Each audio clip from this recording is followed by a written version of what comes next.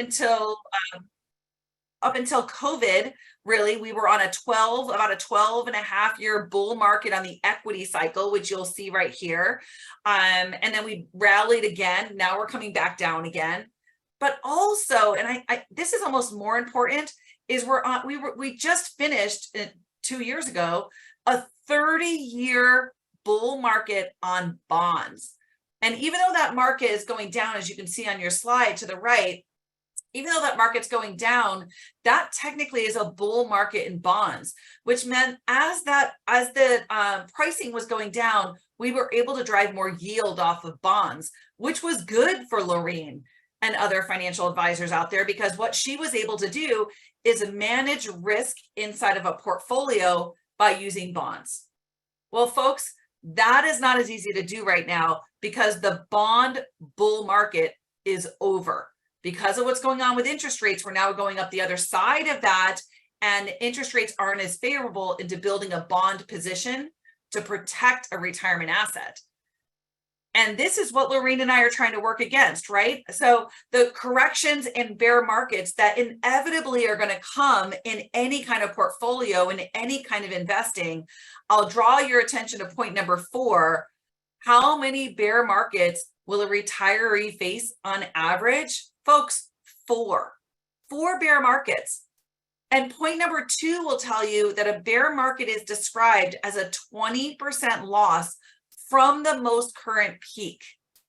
So if we're going to have 4 of those in retirement, 4 down markets above 20%, that's the pressure that Lorene is under to make sure not only is your wealth going to withstand that kind of turmoil, that we're actually able to grow it at the same time.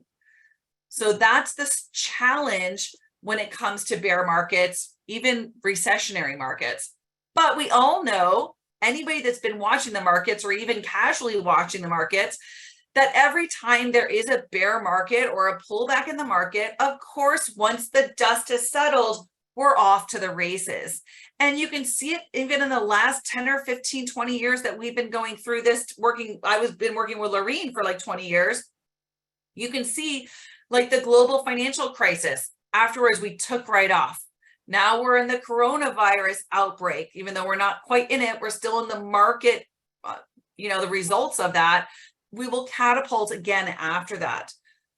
So staying the course, right? Staying the course in the market, keeping invested in the market. But the thing that is challenging is timing, right?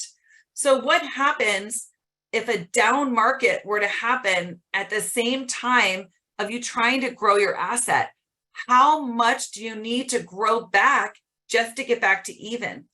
So I'm going to spend a minute on this slide. I love this slide. I'm kind of a nerd, so this appeals to me. But it talks about if you have a certain percentage in loss, how much do you need to make up to bring that money back? And I'll go just to the 10% loss. Think about 10% loss of your asset. A 10% loss in the market can happen. It happens regularly, actually. If I have $100,000 and I lose 10%, I'm now at $90,000. Well, if I have $90,000 in the market, if I only earn 10% back, I'm at $99,000, right? So I still haven't made it back to even. In order to make it back to even, you have to actually grow at a higher percentage because you have less money working in the system. And that number winds up being a little over 11% return. If you go down a little bit more to the right, a 20% loss is a 25% return. And let me just highlight a 30% loss. A 30% loss requires a 42, almost 43% return in the market to get back to even. That could take years to do. And the issue is with this demographic we're talking to tonight is that sometimes you don't have that time on your side if you're approaching retirement or in retirement and you have a down market like that. That recovery becomes very challenging. Yeah, let me just add to that, Christine. And with that, that's why as we talk about asset allocation and how we're allocating assets as people are nearing retirement or in retirement, the idea at that point of being 100% in equities would be really tough, because that would be on that right-hand side. I mean, if you're 100% equity, you absolutely can be down 50%. And so you'd have to then go up 100% just to get back to even. So this chart illustrates why diversification between different kinds of investments, stocks, bonds, and alternatives makes sense to try and mitigate some of that downside, which leads right in, of course, Christine, to what you're going to talk about. Yeah, it does. And diversification, not only from an asset allocation perspective, Laureen, but also from a product diversification, which is exactly why we're here tonight, is that there's ways to actually asset allocate that are not just inside of markets, they're in product diversification. And that's where FlexGuard fits in. And, right before I jump in there, I'll just show you this slide, which I find lovely. And it just talks about the 6-year returns after a major market collapse. So just a 6-year return. So think about the Great Recession. That's what 2009, the collapse of 2008 is called. The market went up 207% off of our last really big dip in the market. And that was only in a 6-year period. So the question to you folks, and this is why we're here tonight, is how do you stay in the market? How do you stomach a loss that happened like in 2008 and be able to rebound after it? And quite frankly, that's where FlexGuard comes in. It offers protection on the downside, but it also offers growth opportunities on the upside. And how we work protection is in the form of what we like to call a buffer. A buffer offers downside protection. Folks, I'm a simplest in my mind. I think I missed my calling as an elementary school teacher. I call this an eraser. A buffer is simply an eraser. It erases loss. And I'll show you a couple examples as I kind of go through the next couple slides, as you can see that. So if I can find a way to get you in the market, in different indexes, like Laureen just spoke about, in asset allocating different indexes, but also if the market, or when I should say the market goes negative, Prudential erases some of the loss. So I'm able to get the upside, but not participate as much in the downside. And that's exactly what FlexGuard does. And we're able to do it at zero cost. So FlexGuard is a product diversification opportunity that Laureen can bring into your portfolio. And when you allocate a certain amount of money to FlexGuard, Prudential does not charge you, the client, anything to do it. And I'll get that right out of the way up front. How are we able to do that? We're able to do that because when we're investing your money, we're investing your money on our side into a bond portfolio that's going to mimic the return of the index for you. And Prudential is the second largest purchaser of bonds in the universe, in the world. And because we're able to buy them at a discount. And quite simply put, if I can buy a bond at a discount and I hold it to maturity, I make money every time. So because we make our money on the bond strategy, we simply don't have to charge the client for it. So it's a way to not only asset allocate your portfolio, diversify your portfolio, but at the same time also lower the cost of the overall portfolio as well. So let me give you an example of what this buffer does. Again, I call it an eraser. So you'll notice over here, this shows a 10% buffer over on the left-hand side of your screen. If I have a 10% buffer or a 10% eraser, and the market goes down 5, like in scenario 1, if the market goes down 5, then the client's return is 0. Prudential erases that 5% loss, and the client is now at 0. So over the last 12 months, if the market lost 5%, you would be whole. You'd be absolutely whole. You would not lose any money. In scenario 2, you'll see what happens when the market exceeds the buffer. So in scenario 2, you're going to see that the market was down 12%. In that instance, Prudential erases the 10% buffer, and the client is left with a -2. So we erase everything in the buffer. And what's nice about FlexGuard, I say it's as easy as 1, 2, 3. 1, 2, 3. You're going to pick your index, or Lorene will help you with that, obviously. Your index. How much downside protection do you want? And what duration do you want? Do I want to look at this over a 1-year period? Do I want to look at this over a 3-year period, a 6-year period? That's it. It's as easy as 1, 2, 3. So when you see these different cycles or periods that you have to invest in, you'll notice your buffer options inside of each segment. So again, as easy as 1, 2, 3. What index do I want to be in? How much downside protection do I want? And what's the duration of the term that I want to look at to be able to find this comfort? Just to hold on that thought, Christine, wasn't there another buffer too? There's a 30. There's a 30% buffer that was just added to this product. But these slides have already been through compliance checks, so I was not able to add that. Okay, so I just want to point that out, that you're right. That there's even a 30% downside buffer, which is enormous. Yeah. You know, last year, you know, 20% is really where, you know, the S&P was down. Depends on what part of the year you were looking at as far as where it was. Ended up down about 18.6% for the full year, but the NASDAQ was down much greater than that. So the issue with the buffer, the greater the buffer, of course, the lower the upside potential. So there's that. It's a decision that we make together with our clients and myself, looking at, you know, how much protection makes sense, and then how much of the upside do we want to capture. That's correct. Yeah. And I was just going to talk about that. It's you basically dial into how much protection you want. Like Lorene said, the higher the buffer, so the bigger the protection, the lower the upside, which is what this slide shows. So if I have a cap rate, which is basically my ceiling, right? If I have a cap rate of 10%, if the market goes up 6, you get all of the market, right? Up to that 10%. So if it goes up 6, you're up 6.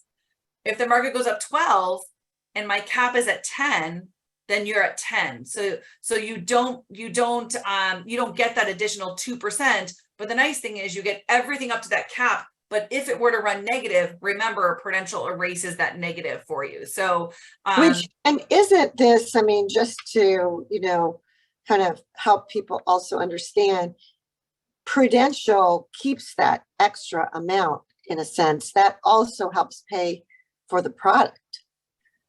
Yeah, I mean, what the client's investing when they invest money into FlexGuard, we invest that money to achieve these results. So if there's extra in there, there's extra, and you're right, it goes to Prudential. But that's how we're able to afford the entire running of the solution. Right. Yeah. Yep. Go ahead. Yeah. This slide basically just shows you the index options inside. So lots of choices here, you guys. Obviously, the S&P 500, which is a standard we look at a lot. We also have the MSCI EAFE, which is the international index. I love the Invesco Qs. If you follow March Madness at all, Invesco Qs was the #1 supporter of March Madness. We're also the only product that has the Invesco Qs inside that. That's essentially the NASDAQ without the financial risk. So there's no financials in there.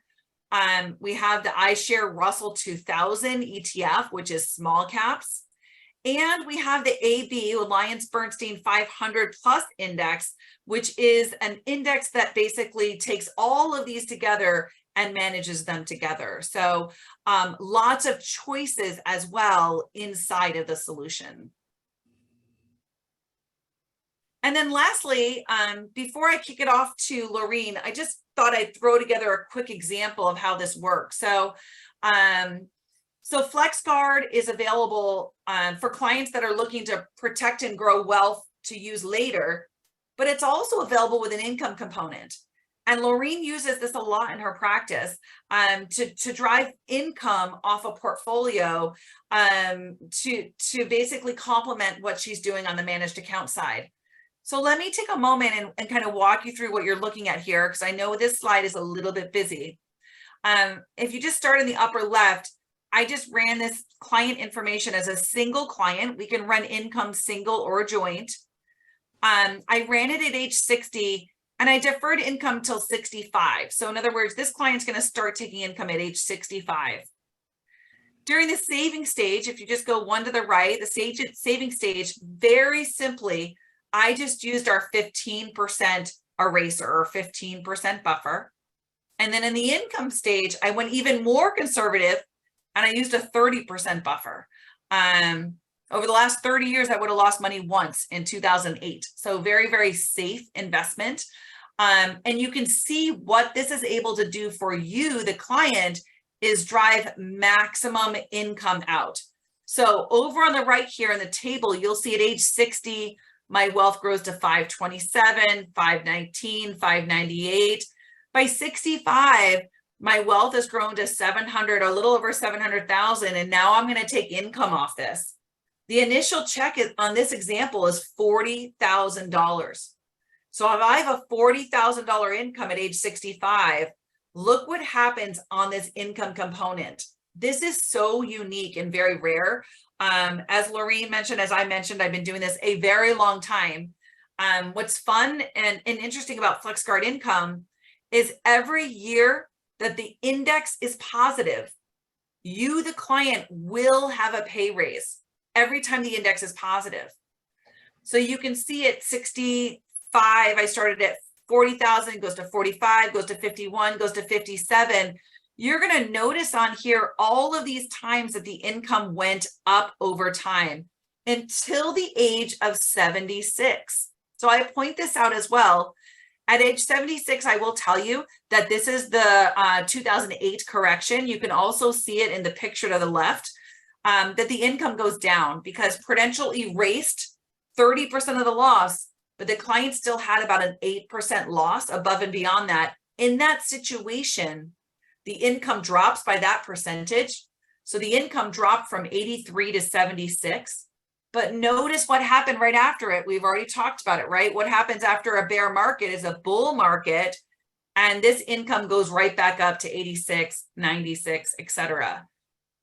When the client's account value runs out of money, which you can see it does here at age 78, which is okay, you guys, because the whole point of this is to lessen the burden on the managed account, which Laureen's going to show you. So when this runs out of account value, Prudential keeps sending a check for the rest of your life. The last check is the forever check. I always say, remember that. The last check is the forever check.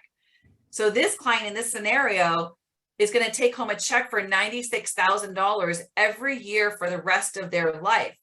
So on this investment, a $500,000 investment, you'll notice here at the bottom, total illustration income amount, we were able to kick out over $2 million in income to the client over time by actually minimizing the overall risk of the portfolio, as well as minimizing the cost of the portfolio as well.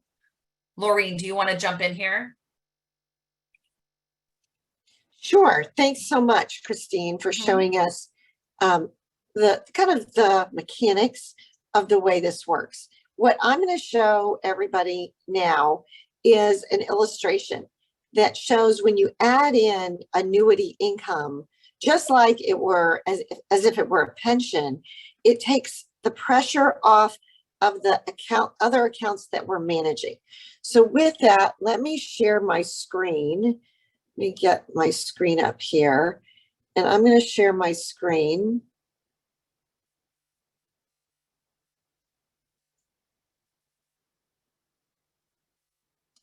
Christine, can you see my screen? Yes, I can. Okay. So we're putting in here, I'm going to do one illustration with no annuity. And then I'm going to show an illustration with the annuity. So we're using, and this came from American Funds. So we can do this for anybody individually. So we're putting that this client Michelle client has $3 million. Okay. We're showing that the retirement income objective is $125,000 a year. We're also showing that this person is going to get $3,000 a month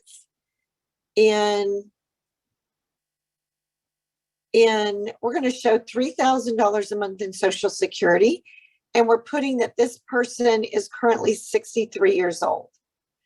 Okay. No pension, no annuity. Okay. This is what we've got. $3 million, $125,000.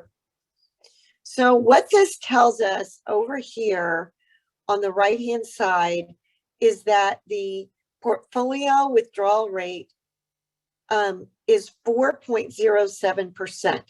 And some of you may remember, as far as what I talk about is sustainable, and what's sustainable is somewhere between 3 and 4% on taking money out of your portfolio every year. So this one is a little bit above what would be, I would say, ideal. So now if I go back here and I'm going to go return, and I'm going to change these numbers. So now what I'm going to do is I'm going to put in $2.5 million, our same income objective. And now what we did was we're taking $500,000 and we're putting it in the annuity.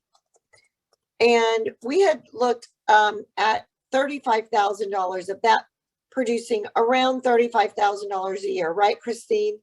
When we looked at an example. Yeah, why don't you put 40, because that'll match the one I just showed them. Got it. Okay, 40,000. So we've got that. And now we were able to bring down the withdrawal rate from 4.07% to 3.28%. And that is a much better number on managed accounts than getting it to that more like 4% number. So by taking the 500,000, purchasing an annuity, and having a future income stream of $40,000 a year enabled us to then take out a lower percentage out of the portfolio, which helps us protect those monies longer.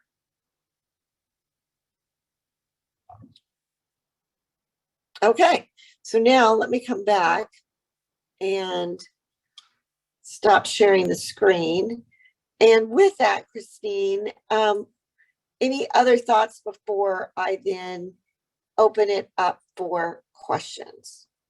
No, my only thought is let me just put a bow on this while everyone's thinking about their questions. So, so FlexGuard itself is a tool that allows you to grow your money protected. It's not designed for income, though you can take withdrawals off of it, and it's no cost to the client, no cost whatsoever. FlexGuard Income is the same tool basically, but it has an income component to it. I didn't mention that earlier. The cost on that solution is 1.45%. And by the way, everything Laureen just calculated is net of that it already assumes that cost coming out. And it drives that income going out for you for the rest of your life. That's FlexGuard Income. So again, it's still as simple as 1, 2, 3. What index do I want to be in? What duration do I want to be in? And how much downside protection? And then do I want non-income or income? That simple. Yeah. And with adding anything like that, and this is why we do look at, depending on the client's situation. And what I'll say is every person is unique. So this is where we need to talk to you one-on-one and figure out how much, one, does it make sense? It doesn't make sense for everyone, but what clients does it make sense that adding in an annuity in addition to the managed money makes sense? Okay, first there's that decision. Then the decision is how much of the portfolio are we moving in there? And then we've got to pick all the parameters and look at it as a way to help either just building money in the annuity or also the potential of creating income. So with that, I'm going to stop. And Carissa, do we have anybody who's raised their hand? Not that I have seen so far. Okay, so just as a reminder to everybody on the call, if you have a question, you raise your hand in the in your options on your screen. There's, if you'll look, there's a way to raise your hand. And yeah, it's under, on mine, it's under more, and it gives that as an option to raise your hand. And of course, like I said, we can talk to each of you individually on your particular situation, but are there any questions, Carissa? Anybody's raised their hand? No. Okay, well then I think we will close it out and offer to anybody who's interested. Would love to talk to you one-on-one on how this solution or other solutions might be right for you. And Christine, I really appreciate you taking the time to do this presentation. I think it was very informative. I think it's good for people to see examples. And then what we can do is tailor it. So when we're talking to you as an individual, we'll do an illustration just for you, given your particular birthday, retirement age, and examples of money going in. So with that, please circle back with us for anybody who has any more questions. And thank you for joining us again. Thanks for having me, Lorraine. Bye-bye.